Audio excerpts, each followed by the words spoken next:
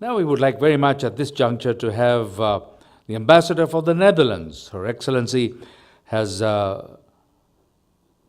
pursued a degree in landscape design and tropical forestry, which I find rather interesting, from the Wageningen University in the Netherlands. And of course, she's served in diplomatic service in Warsaw, as well as in Mexico, but certainly has been a deputy director and project manager working with the Ministry of Foreign Affairs in The Hague in the Netherlands. And of course, currently serves as the ambassador to Sri Lanka. So it's with much pleasure that we invite Ms. Joanne Doornewaard.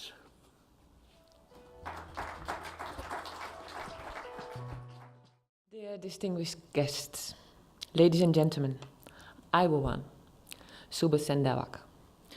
It's a great pleasure to speak to you today about the special relationship between Sri Lanka and the Netherlands.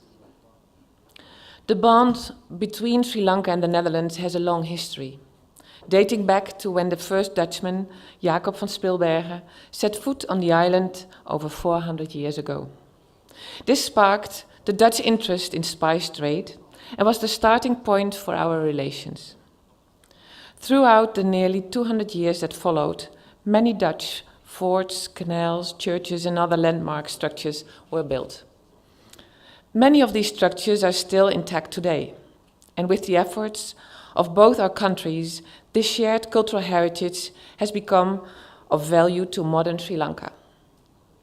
For example, the Gulf Fort and the Dutch hospital here in Colombo have both turned into lively social places, while simultaneously preserving the history. And our shared past is also visible in other ways. There are still examples of the Dutch words in today's singular language, like aardappel. I mean, you might not even realize it, but there are some like 300 words, Dutch words in singular, like baas, strijken, strika. So there are many words. But people, but also some streets still have Dutch names. And additionally, the Dutch Roman law plays a role in Sri Lanka's judiciary, particularly in the areas of property and family law.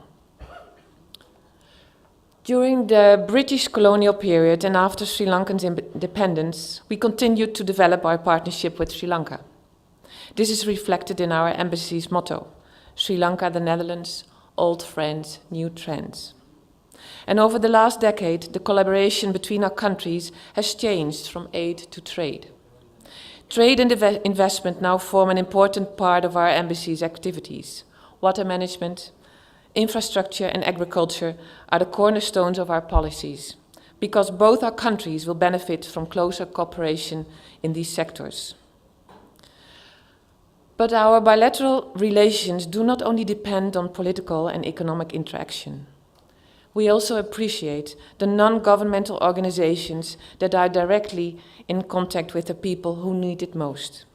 Organizations like Berendina that contribute to the improvement in people's living conditions. And it makes me proud to see how one woman's idea has evolved into what Berendina is today, a non-profit organization with many success stories and a growing list of achievements. With the establishment of the Berendina Micro-Investment Company, the list of achievements will only grow longer and contribute to the reducement of poverty and improve the living conditions of the poorest.